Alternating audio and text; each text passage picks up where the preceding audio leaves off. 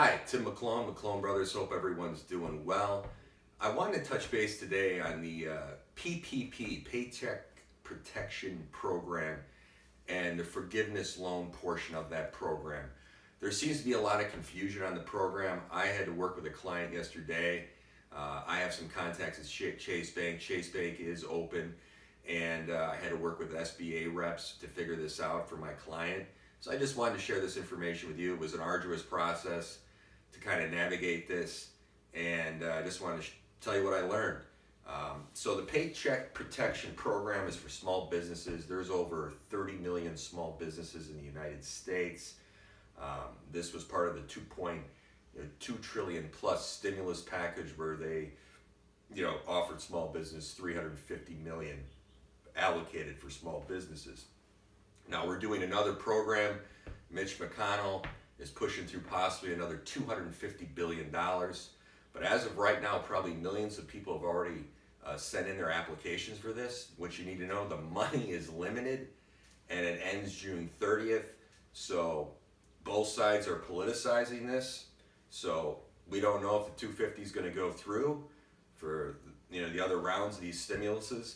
They're looking at a total of over $5 trillion. And I'll delve into that. That's a little worrisome, but we'll just focus on the PPP program today. Give you the bullet points, and I'll give you some pearls at the end. So, like I said, people are getting frustrated. They're confused. Do they need 2018, 19, 2020 profit and loss statements? And this is what I learned.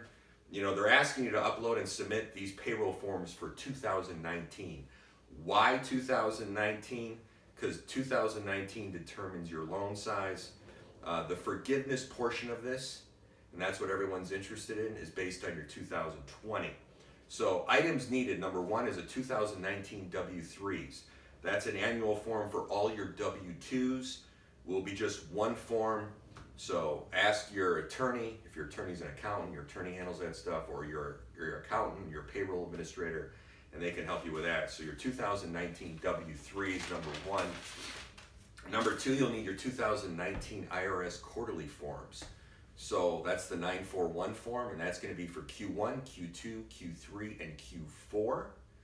So that's number two. Number three, you'll need your 2019 940 payroll form for federal unemployment. And this is an annual form, just one needed. So all forms discussed at this point are for payroll. They're payroll forms. Number four, you'll need your 2019 business tax return. So if you're an S Corp, that'd be 1120S. If you're a C Corp, 1120. If you're a partnership, that'd be the 1065. And that's number four. Number five, they're asking for your personal tax returns if you are a sole proprietor, self-employed, or independent contractor. If you're applying once again as an S Corp, C Corp, or partnership, not asking for your personal tax return for 2019. Why 2019? Personal for sole proprietor, independent contractor, and self-employed? Because they're looking for the Schedule C data. So here's the key. If you just turned into a sole proprietor, self-employed, independent contractor in 2020, you'll need a 2020 profit and loss statement. So that's an income statement for all your sales, expenses, and profit. Go to DuckDuckGo. If you don't know what a profit and loss is, and that'll lay it out for you. Put your profit, put your loss, and you go through your sales, expenses, and profit. That's it in a nutshell. I wanted to keep it simple for you. Here's the pearls though. It ends June 30th, and they might be allocating more money from another stimulus, as I indicated, another $250 billion. It's limited money. So you need to get it in right away. The PPP is a 1% interest rate, and it must be paid back in 2 years. A lot of people were thinking it's a 10-year, 20-year loan. Must be paid back in 2 years unless that changes. What I learned about the forgivable portion, if you think that you're going to get a forgivable loan, if you remember back in 2008 with the housing crisis, they were going to help homeowners out with loans, special interest rates, forgivable portions. And I know someone personally that went through this, a number of people, and they were, the banks were losing people's documents. My friend had to submit it like 6 times. He'd call and say, oh, we lost everything, resubmit it. And then he would get shifted around to other people. And he was one of the few out of the people that I knew that actually got help.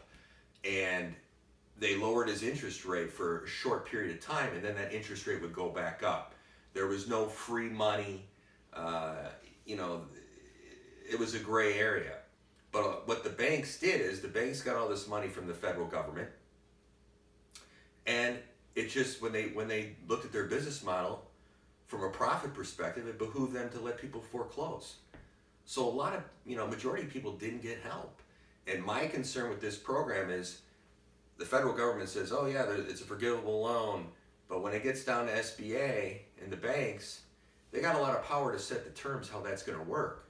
So what I learned is only 25%, if that, are going to be forgivable. 25%. And there's going to be a lot of provisions in there as to, what they're going to want, what they're going to want to see, looking at your payroll. And it's not all going to be forgivable. So you just need to be aware of that. That's the key takeaway, that it's not going to be a forgivable loan.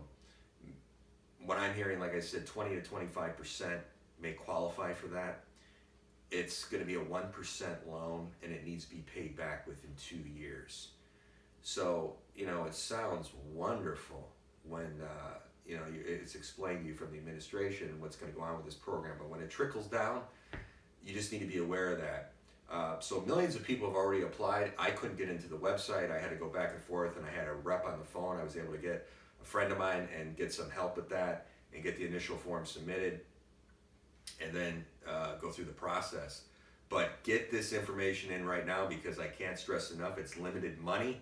Get it in. We don't know if they're going to get another round of $250 billion to help small businesses. But I'm concerned, delving into this, reading into the bills, and I'll go over some of the bills. Is this money going to get to the small business owners? I'm afraid a lot of people might be left out, or they're thinking they're going to get more than you're actually getting with the Payment Protection Program plan. So that's it in a nutshell. I hope that helps to give you some advice on this program. But if you're a small business, apply, take advantage of it. Take any help you can get right now, because it's very difficult times for a lot of people. Take care.